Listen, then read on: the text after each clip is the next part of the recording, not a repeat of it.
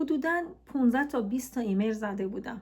بعضیا گفتن که ظرفیت امسالشون پره، بعضی هم اصلا به هم جواب ندادن. فقط یه ایمیل بود که به هم گفت بیا. وقتی اون ایمیل رو دیدم از خوشحالی ذوق نکردم، بیشتر ترسیده بودم. یکیشون یادمه توی جنگل‌های کالیفرنیا بود، یه گروه یوگا و مدیتیشن بود. بهم گفتن سهمیه امسالشون تموم شده و پر شده. یکی دو تای دیگه هم خیلی محترمانه بهم گفتن که امسال الان پذیرش ندارن و میتونین حدس بزنین هر ایمیل منفی که میگرفتم هی کم کم اعتماد به نفسم و یه کوچولو کم میکرد. تا اینکه یه ایمیل برام اومد از یه خانواده توی یه شهر خیلی کوچیک توی ایالت نوادا. یه مزرعه‌ای بود، حدود 1 ساعت با لاس وگاس فاصله داشت. نوشته بودن اگه دوست داری میتونی بیای، اما به ما بگو که کی میرسی اینجا. بعد من قبول شده بودم ولی هنوز نمیدونستم کجا باید برم، دقیقاً کجاست و چه کار باید بکنم. حتی اسم شهر رو هم یادمه که نمیدونستم چی هست. فقط میدونستم که نزدیک ردرا کانیونه و این حس منو خوب کرده بود، خوشحالم کرده بود. من میتونم ردرا کانیونم ببینم.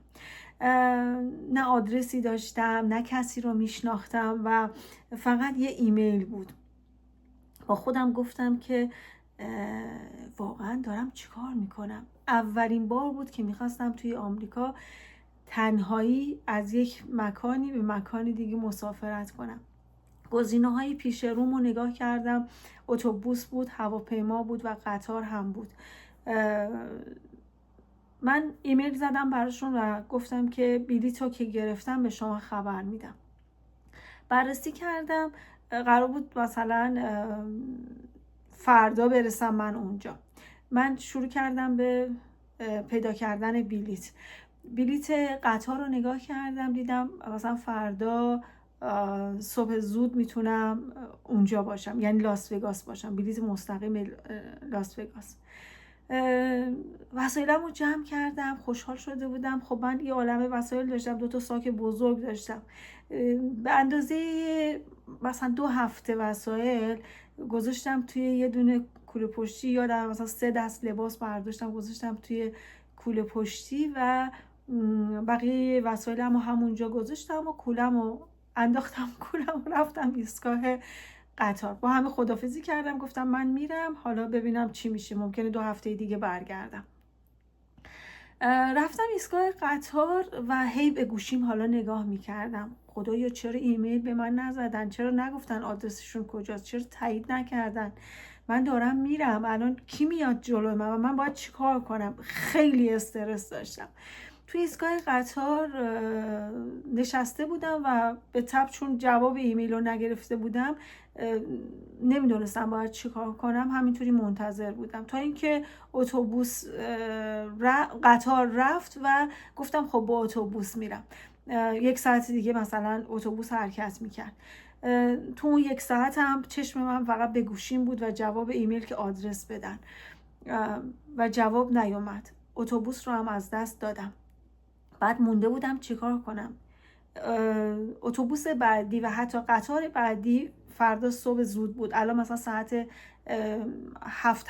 فکر کنم شب بود که من توی ایستگاه بودم. 2 تا کار میتونستم انجام بدم، یا بمونم توی ایستگاه تا فردا صبح یا برگردم خونه.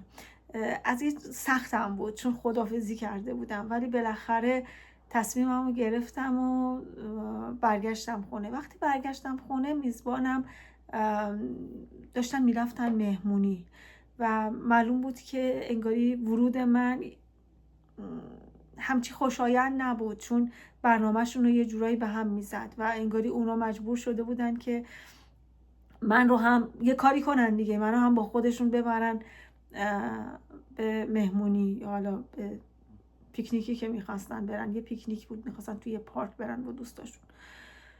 بعد خیلی اونجا حس بدی داشتم، حس میکردم که زیادی هستم، حس میکردم خب وقتی من رفتم دیگه نباید برمیگشتم. نمیدونم، احتمالا شما هم یه حسا رو قبلا تجربه کردین و تصمیم سختیه. خلاصه دیگه مجبور بودم این کار رو انجام بدم. رفتم و نمیدونستم حالا فردا میخوام حرکت کنم، پس فردا میخوام حرکت کنم یا چند روز دیگه میخوام بمونم.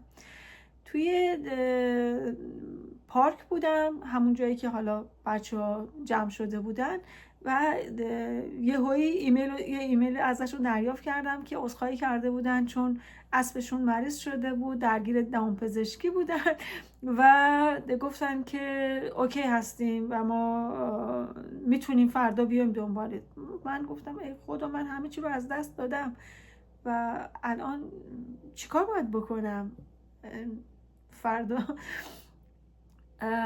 از میزبانم خواهش کردم که ببینین من مثلا آدمی بودم که وقتی توی ایران بودم به اپلیکیشن ها وارد بودم، خودم بلیت میگرفتم، آدمی بودم که یه عالمه مثلا مسافرت رفته بودم، ولی اینجا سیستمش کاملا جدید بود، اصلا واقعا سخت بود.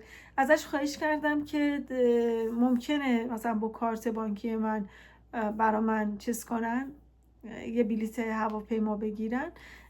خلاصه کمکم کردن، من بلیت هواپیما رو برای ساعت 5 صبح گرفتم و فقط یه ایمیل داشتم که اوکی ما فردا صبح که رسیدی دوباره به ما ایمیل بزن. یعنی هنوز هیچ شماره تلفن و هیچ آدرسی من ندارم، وقتی رسیدی به ما ایمیل بزن.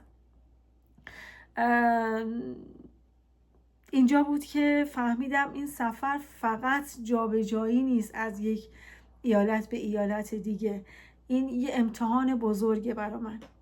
قبول شده بودم ولی هنوز واقعا نمیدونستم قراره که کجا برم.